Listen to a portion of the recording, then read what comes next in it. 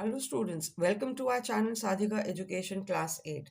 Students, आज chapter number 14 factorization की हम introduction part करेंगे. इस चैप्टर को बहुत अच्छे से आपने समझना है, बहुत ही इंपॉर्टेंट लेसन है. क्लास 9th और 10th में भी इस लेसन का बहुत ज़्यादा यूज होता है. चैप्टर नंबर 14 ये जो फैक्टराइजेशन है, this is coming from the word factor.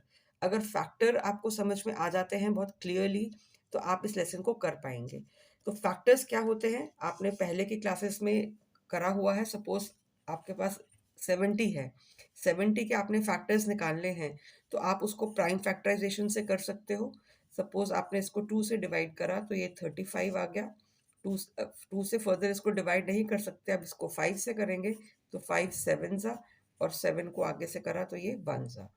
ये हो गया प्राइम फैक्टराइजेशन. तो इसको हम लिख सकते हैं ऐसे 2 इंटू 5 इंटू 7. ये तो प्राइम फैक्टराइजेशन हो गया 70 का, लेकिन 70 को हम 7 इंटू 10 भी लिख सकते हैं. ठीक है, तो ये प्राइम फैक्टराइजेशन नहीं है क्योंकि इसको आगे हम ब्रेक कर सकते हैं 2 इंटू 5 में. तो हम वापस इसी पे ही आ गए. तो जब ये वाला तरीका हम यूज करते हैं इस तरीके से लिखने के लिए, तो इसको हम बोलते हैं कि हमने इसका फैक्टर फॉर्म लिखा है. यानी कि 70 को 2 इंटू 5 इंटू 7 लिख दिया, 90 को भी इस तरीके से ब्रेक करके लिख दिया, 50 को भी इस तरीके से सपोज हमने ब्रेक करके लिखा. तो ये हमने दैट मीन्स फैक्टर्स लिखे हैं ये नेचुरल नंबर्स के. ये ऑलरेडी हमें करना आता था, पिछली क्लासेस में हमने करा हुआ है. लेकिन अब इस क्लास में हम क्या नया सीख रहे हैं कि अगर हमें इस तरीके से फैक्टर किसी एल्जेब्रिक एक्सप्रेशन के लिखने हैं तो हम कैसे लिखेंगे. सपोज हमारे पास कोई एल्जेब्रिक एक्सप्रेशन है 5xy. ये हमारे पास एल्जेब्रिक एक्सप्रेशन है 5xy. तो इसका मतलब है कि ये 5 और ये xy, 5 into x into y, इसको हम इस तरीके से ब्रेक करके लिख सकते हैं. तो ये इसकी क्या होगी, फैक्टर फॉर्म होगी. सपोज यहाँ पर हमने जो है जिस तरीके से ये नेचुरल नंबर्स को लिखा है इसी तरीके से हम एल्जेब्रिक एक्सप्रेशंस को भी लिख सकते हैं. जैसे 5xy है तो इसको हम 5 इंटू एक्स इंटू वाई लिख सकते हैं. सपोज हमारे पास एल्जेब्रिक एक्सप्रेशन है 3x multiplied by x plus 2. यहाँ पर ये मल्टीप्लाई है तो ये x प्लस 2 एक ब्रैकेट में है, तो हम ये 3 इंटू एक्स को ऐसे ब्रेक करके लिख लिया और x प्लस 2 को इस तरीके से लिख लिया. इसी तरीके से 10x x प्लस 2 के साथ भी मल्टीप्लाइड है और y प्लस 5 y प्लस 3 के साथ भी मल्टीप्लाइड है. तो हमने 10 को इस तरीके से ब्रेक करा, x प्लस 2 को एज इट इज और y प्लस 3 को एज इट इज. तो ये फैक्टर फॉर्म में हमने लिख दिया है. यानी कि मल्टीप्लिकेशन में जितना हम इसको ब्रेक कर सकते हैं इररिड्यूसिबल तक, आगे रिड्यूस ना हो सके वहां तक, तब इसको हमने बोला कि इसको हमने फैक्टर फॉर्म में लिखा है. तो जिस तरीके से फैक्टर फॉर्म में हम यहाँ लिख रहे हैं, तो जब हम एल्जेब्रिक एक्सप्रेशन को मल्टीप्लिकेशन की फॉर्म में लिखते हैं, कोई भी दो एक्सप्रेशन या दो से ज्यादा एक्सप्रेशन जैसे यहाँ पर आ रहे हैं, तो दैट मीन्स हम इसके ये फैक्टर्स बनाकर लिख रहे हैं. तो ये हम किस तरीके से लिखें जी, जो आप इतने तरीके से इसको ब्रेक कर रहे हैं, 5xy यहाँ पे इसको ब्रेक कर दिया, यहाँ इसको इस तरीके से ब्रेक कर दिया, तो हर क्वेश्चन में हम सिर्फ देख के थोड़ा ना ब्रेक कर पाएंगे. तो कोई तरीके भी होंगे इनको ब्रेक करने के लिए. तो वो तरीके कौन से होते हैं वो हम इस लेसन में समझेंगे. तो सबसे पहले फैक्टराइजेशन का मीनिंग समझ लेते हैं कि मीनिंग क्या है. कि जब हम किसी भी एल्जेब्रिक एक्सप्रेशन को दो या दो से ज्यादा प्रोडक्ट की फॉर्म्स में लिखते हैं तो इस प्रोसेस को हम बोलते हैं फैक्टराइजेशन. और बहुत सिंपल तरीके से अगर आप इसको समझो तो मल्टीप्लिकेशन का रिवर्स जो है वो क्या है, फैक्टराइजेशन. इसका क्या मतलब हुआ, थोड़ा सा मैं आपको यहाँ पे करके दिखाती हूँ. कि सपोज आपने अभी तक एल्जेब्रिक एक्सप्रेशन वाले लेसन में भी करा हुआ है कि सपोज आइए दो नंबर्स आपको दिया और बोला कि इसको इसका प्रोडक्ट निकालिए. आपने इसका प्रोडक्ट निकाला 3x और 4x माइनस 5y का, ये आपको आता है करना. तो आप इसको क्या करते थे, 3 इंटू 4 ये हो गया आपका 4 3 ज़ा 12, x into x is x square, 5 3 ज़ा 15 xy. ये आपने इसका आंसर निकाल दिया मल्टीप्लाई करके. लेकिन अब आपको क्या बोला होगा, आपको ये मल्टीप्लाइड वाला आंसर दिया होगा और आपको बोलेंगे कि इसको फैक्टराइज करो. यानी कि इसकी फैक्टराइज करके आप कैसे लिखोगे, आपको ये वाला पार्ट क्वेश्चन में दिया है और जब आप इसका आंसर निकालोगे तो आपका आंसर ये निकलेगा. ठीक है, इसी तरीके से आपको अगर सपोज क्वेश्चन में दिया हुआ है 2a प्लस 3b, इसको मल्टीप्लाई करिए 2a माइनस 3b, ये तो आपको ऑलरेडी आता ही है। आप क्या करोगे कि 2a को इस पूरी ब्रैकेट के साथ मल्टीप्लाई करोगे, फिर प्लस 3b को इसके साथ मल्टीप्लाई करोगे। करके देख लेते हैं। 2a plus 2a multiplied by 2a is 4a square, 2a और 3b को मल्टीप्लाई करेंगे तो ये हो गया माइनस 3 2 6 ab, ये हो गया प्लस 6ab, 3b को और 2a को करा और ये हो गया माइनस 9b स्क्वायर। ये ऑपोजिट साइंस है, कैंसिल हो गए, आंसर आ गया 4a square minus 9b square. ये तो आपने करा हुआ है ऑलरेडी मल्टीप्लाई। अब इस लेसन में हम क्या नया सीख रहे हैं, हमें ये पार्ट दिया है, ये पार्ट क्वेश्चन में हमें बोला गया होगा कि इसको फैक्टराइज करके बताइए जरा। अब फैक्टराइज क्या होती है कि जो भी हमें नंबर दिया है उसको हमें प्रोडक्ट की फॉर्म में लिखना है। प्रोडक्ट में यानी कि ये प्रोडक्ट दिखाई दे रहा है ना आपको कि दो नंबर्स, दो एक्सप्रेशंस जो है ये मल्टीप्लाई में, तो यहाँ आपका सॉल्व करने के बाद आंसर ये आएगा। अब वो कैसे आएगा, कौन से मेथड्स होते हैं, ये चीज यहाँ पर इस लेसन में सीखने वाली है। ये यहाँ पर आप इतना आप ऑलरेडी सीख चुके हो पहले के लेसन्स में कि मल्टीप्लाई कैसे करते हैं। अब आपको जो मल्टीप्लाई वाला आंसर है वो दिया हुआ है और बोला है कि फैक्टराइज फॉर्म निकालिए, यानी कि वापस आप इस फॉर्म में लेकर आइए क्वेश्चन को। तो ये मेथड्स कौन से होते हैं फैक्टराइज करने के, वो अब हम यहाँ पर सीखेंगे।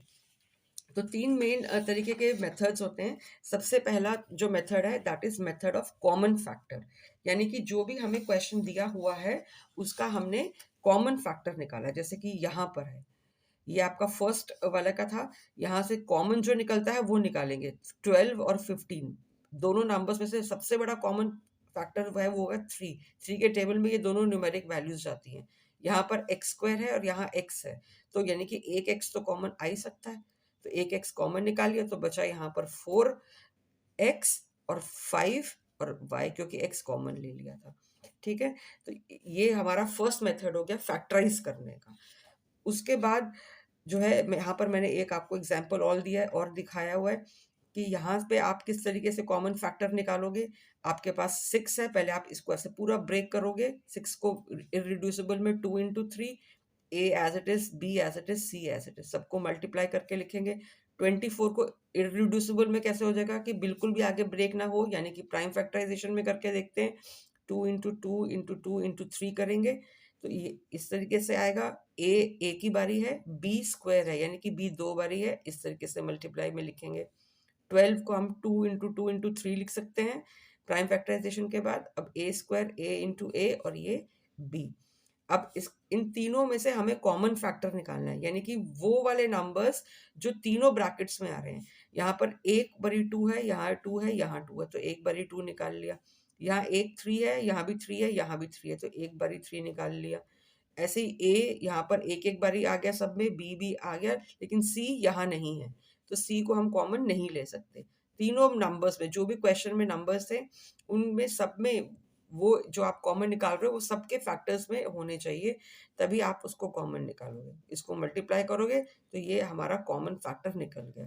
तो ये सबसे पहले तरीके का क्वेश्चन है जो आपकी एक्सरसाइज के अंदर है कि जो हमने कॉमन फैक्टर निकालना है। तो ये एक सबसे सिंपल तरीका था कि फैक्टराइज करने का। आपकी जो एक्सरसाइज 14.1 है उसमें जो सबसे पहला क्वेश्चन है वो यही है कि आपको कॉमन फैक्टर्स निकालने हैं। तो ये सबसे पहला यही है कि इसमें आपको कॉमन फैक्टर्स निकालने हैं जो अभी मैंने आपको करके दिखाया। उसके बाद जो सेकंड स्टेप सेकंड क्वेश्चन है इसमें आपको फैक्टराइज करना है कि फैक्टराइज करके बताइए। तो ये दो क्वेश्चंस हैं इस एक्सरसाइज के, इसी कॉन्सेप्ट के ऊपर बेस्ड है। नेक्स्ट हमारा जो मेथड है फैक्टराइज करने का that is factorize by regrouping. Regrouping के अंदर आपको जो क्वेश्चन में दिए हुए हैं एक्सप्रेशन, जो भी नंबर्स दिए हुए हैं, इनको रीग्रुप करना है, यानी कि कुछ इनको ब्रैकेट्स में आपको खुद को लेकर आना पड़ेगा और तब आप फैक्टराइज करोगे। तो जो क्वेश्चन नंबर 3 है आपके एक्सरसाइज 14.1 का, ये वाला जो क्वेश्चन है ये आपका इसी कॉन्सेप्ट के ऊपर बेस्ड है। क्वेश्चन नंबर 3 के हमारे 5 पार्ट्स हैं, तो ये सारे के सारे इसी कॉन्सेप्ट के ऊपर बेस्ड हैं, रीग्रुपिंग के ऊपर, कि हाँ आपको रीग्रुपिंग करके तब सॉल्व करना पड़ेगा। तो ये वाला पार्ट तो सिंपल है एक्सरसाइज 14.1 का, लेकिन जो नेक्स्ट मेथड है फैक्टराइज करने का that is factorization by using the identities. ये सबसे ज़्यादा इम्पॉर्टेंट पार्ट है और सबसे ज़्यादा थोड़ा सा जिसको बोलते हैं ट्रिकी पार्ट है और मुश्किल सा बच्चों को लगता है, यहाँ कंफ्यूजन हो जाती है कि इन तरीके से अगर इस मेथड से फैक्टराइज करना है तो कैसे करेंगे। तो उसके लिए ये 4 मेजर आइडेंटिटीज आप यूज कर रहे हैं क्वेश्चंस को सॉल्व करने के लिए। ये वाली आइडेंटिटीज आपको बिल्कुल अच्छे से मेमोराइज होनी चाहिए, याद होनी चाहिए, तभी आप क्वेश्चन को कर पाएंगे। कि a plus B whole square को अगर ओपन करेंगे तो a square plus 2ab plus B square होता है, a minus B whole square को खोलेंगे तो a square minus 2ab plus B square होता है, a plus B a minus B को खोलेंगे तो a square minus B square, इसको खोलेंगे तो ये होता है। तो अब क्वेश्चन को देखकर आपको आइडेंटिफाई करना पड़ेगा कि कौन सी आइडेंटिटी को यूज करके हम फैक्टराइज कर सकते हैं, यानी कि जो क्वेश्चन हमें दिया हुआ है उसको मल्टीप्लिकेशन की फॉर्म में लिख सकते हैं। तो जैसे यहाँ मैंने आपको एग्जांपल दिखा रही हूँ कि ये 4 क्वेश्चन आपको सपोज ऐसे दिए हुए हैं और बोला है कि फैक्टराइज करिए। तो अब हमारे पास 3 मेजर मेथड है। पहला मेथड मैंने आपको समझा दिया कि कॉमन फैक्टर लेके करना है। तो कॉमन फैक्टर यहाँ पर हम कुछ भी एज सच हमें नहीं दिखाई देता कि हम कोई कॉमन फैक्टर निकाल लें। तो जब वो सिंपल वाला मेथड नहीं होता है तो फिर हम नेक्स्ट स्टेप पर आते हैं कि कोई आइडेंटिटी यूज हो रही है, तो इन चारों में से कोई आइडेंटिटी हम यूज करेंगे। तो आइडेंटिटी को अगर यूज हमें करना है तो फिर हमें ये देखना पड़ता है कि कौन सी वाली आइडेंटिटी यूज करें।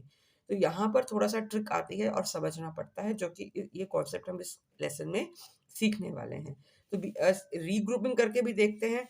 तो रीग्रुपिंग भी यहाँ नहीं हो सकती, नंबर्स ही 2-3 है तो इनको कितना रीग्रुप कर सकते हैं। कोई ब्रैकेट में 2 को रख लोगे, यहाँ पे p कॉमन आ जाएगा, 16 के साथ क्या लोगे, कुछ भी नहीं लोगे।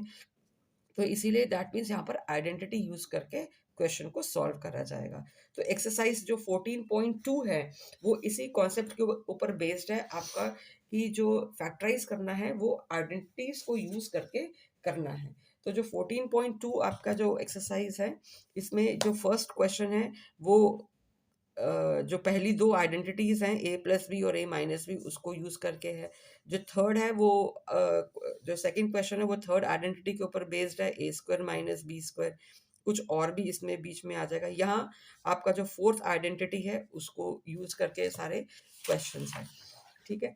अब यहाँ पर जो है नेक्स्ट में भी आपकी जो a square minus B square वाली आइडेंटिटी है, क्वेश्चन नंबर 4 उसके ऊपर बेस्ड है कि वो आइडेंटिटी को यूज करके आपको फैक्टराइज करना है। ये आपकी जो फोर्थ आइडेंटिटी है उसके साथ है, ये थर्ड आइडेंटिटी के साथ है। तो इस तरीके से आपकी ये एक्सरसाइज 14.2 आपकी सिर्फ फैक्टराइजेशन यूजिंग आइडेंटिटीज इस वाले कॉन्सेप्ट के ऊपर बेस्ड है। आई होप आपको यहाँ तक समझ में आ गया होगा कि हमने जो फैक्टराइजेशन का मेथड है वो 3 तरीके से है। सबसे पहले कॉमन फैक्टर निकालने का, उसके बाद जो है रीग्रुपिंग करने का मेथड है, और तीसरा जो मेथड है वो है method by using the identities. ये आइडेंटिटीज आपको बिल्कुल बाय हार्ट होनी चाहिए। क्वेश्चन को देखते ही आपको समझ में आ जाना चाहिए कि कौन सी आइडेंटिटी को यूज करके आपने क्वेश्चन को सॉल्व करना है। और वो सब हम इस लेसन के जब भी जो भी हम क्वेश्चंस करेंगे, आगे आने वाली जो भी हमारी वीडियोस होंगी, वो सब आपको उसमें जब आप करोगे क्वेश्चंस को तो समझ में आएगा। अब जो इसमें नेक्स्ट है फैक्टराइजेशन के बाद जो नेक्स्ट कॉन्सेप्ट इस लेसन के अंदर इंट्रोड्यूस हो रहा है वो है डिवीजन ऑफ एल्जेब्रिक एक्सप्रेशन। यानी कि आपको एल्जेब्रिक एक्सप्रेशन दिया हुआ है और आपको बोला है कि उसको डिवाइड करिए। ये बहुत ही सिंपल है, that means monomial divided by another monomial. ये मोनोमियल दिया है, एक ही टर्म है इसीलिए इसको मोनोमियल बोलते हैं। बहुत ही सिंपली दूसरे एक मोनोमियल एक ही टर्म के साथ ये डिवाइड हो रहा है। तो इसको डिवाइड करने का क्या तरीका होता है इन तरीके के क्वेश्चंस को, वो यहाँ पर हम समझेंगे एक्सरसाइज 14.3 में। बहुत सिंपल वाला है। अगर मोनोमियल की जगह हमें एक पॉलिनोमियल दे दिया, यानी कि एक नंबर नहीं है यहाँ पर, बड़ा नंबर आ गया, और डिवाइड कर रहे हैं हम सिर्फ एक ही नंबर के साथ, मोनोमियल के साथ ही, तो उन तरीके के क्वेश्चंस को हम कैसे सॉल्व करते हैं वो हम इस एक्सरसाइज में सीखेंगे 14.3 में। और जो तीसरी जो चीज़ एक और सीखेंगे वो है कि division of a polynomial by a polynomial. बहुत ही important, very very important concept है कि अगर एक पॉलिनोमियल एक बड़ा नंबर है divided by a bigger number, उसको हम किस तरीके से डिवाइड करते हैं वो हम इस एक्सरसाइज में सीखेंगे। और सिर्फ डिवीजन ही नहीं होगी, इसके अंदर डिवीजन के साथ साथ फैक्टराइजेशन भी आ जाएगी। फैक्टराइजेशन भी इसी डिवीजन के अंदर यूज करनी पड़ेगी। तो इसीलिए ये वाला कॉन्सेप्ट बहुत बहुत इंपॉर्टेंट है। इस तरीके से सिर्फ एक-एक पहले मोनोमियल बाय मोनोमियल, फिर पॉलिनोमियल बाय मोनोमियल, उसके बाद पॉलिनोमियल बाय पॉलिनोमियल। जो ये एक्सरसाइज 14.3 है, ये पूरी की पूरी इसके ऊपर बेस्ड है। ये मैं आपको यहाँ दिखा देती हूँ 14.3। यहाँ आपका मोनोमियल बाय मोनोमियल डिवाइडेड है, फिर यहाँ पर आपका ये पॉलिनोमियल भी है, बायनोमियल भी है, डिवाइडेड बाय मोनोमियल, मोनोमियल के साथ ही डिवीजन है, पॉलिनोमियल बाय मोनोमियल। फिर ये किसी भी तरीके का आपको नंबर दिया हुआ है और बोला है कि इसको डिवाइड करिए, फिर ये बायनोमियल्स के साथ डिविजन्स है, और फिर फैक्टराइज है और डिवीजन भी है। बहुत ही इंपॉर्टेंट क्वेश्चन है ये इस एक्सरसाइज का, क्वेश्चन नंबर 5, जिसके अंदर फैक्टराइजेशन भी आपकी चेक हो रही है और डिवीजन भी चेक हो रही है। तो जनरली जब भी टेस्ट्स होते हैं, एग्जाम्स होते हैं, तो यहाँ से क्वेश्चन जरूर आता है, इस क्वेश्चन नंबर से एक क्वेश्चन इस कॉन्सेप्ट के बेस के ऊपर जरूर आता है। उसके बाद जो नेक्स्ट हमने टॉपिक इस चैप्टर में करेंगे वो है टू फाइंड द एरर्स। आपको इस तरीके के क्वेश्चन में जो है, आपको जो स्टेटमेंट दी होगी, वो आपको ऑलरेडी क्वेश्चन सॉल्व दिया है कि ये क्वेश्चन है और ये इसका आंसर है। तो बताइए कि ये जो आंसर यहाँ लिखा हुआ है, क्या ये मैथमेटिकली ठीक है या नहीं है, इज इट करेक्ट और नॉट। अगर करेक्ट नहीं है तो इसको करेक्ट आंसर इसका बताइए। तो एक्सरसाइज 14.4 इस कॉन्सेप्ट के ऊपर बेस्ड है कि जो हमें अभी तक जो हमने सीखा, सारे कॉन्सेप्ट्स की डिवीजन कैसे होती है, और आइडेंटिटीज को कैसे यूज करा जाता है, कॉमन कैसे निकाला जाता है, रीग्रुपिंग कैसे करी जाती है, और जो बिल्कुल बेसिक है कि 2x और 2x को मल्टीप्लाई करेंगे तो 4x स्क्वायर आएगा या 4x आएगा, वो सारे कॉन्सेप्ट्स आपके इस एक्सरसाइज में इस तरीके के क्वेश्चंस के साथ चेक करी गई है।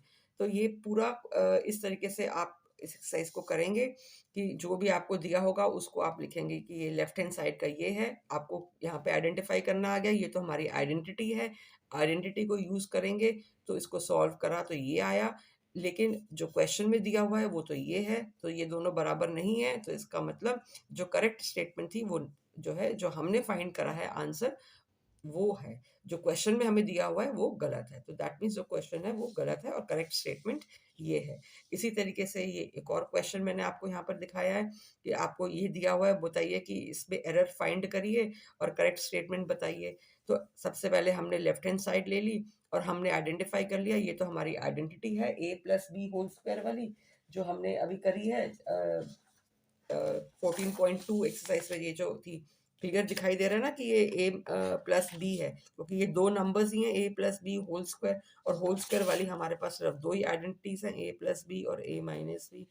तो अकॉर्डिंगली हमने जो है इसकी वैल्यू फाइंड करी, हमने वैल्यू फाइंड करी तो हमारे पास आंसर ये आया, लेकिन जो क्वेश्चन में दिया हुआ है आंसर वो ये है, तो दोनों बराबर नहीं है, इसका मतलब लेफ्ट हैंड साइड और राइट हैंड साइड इक्वल नहीं है, और जो करेक्ट स्टेटमेंट है वो जो हमने फाइंड करा क्वेश्चन को सॉल्व करके वो ये है। तो आई होप वीडियो आपके लिए यूजफुल रही होगी। आगे आने वाली वीडियोस ज़रूर आप देखिएगा, आपके कॉन्सेप्ट्स और ज़्यादा क्लियर होंगे। Thank you so much for watching.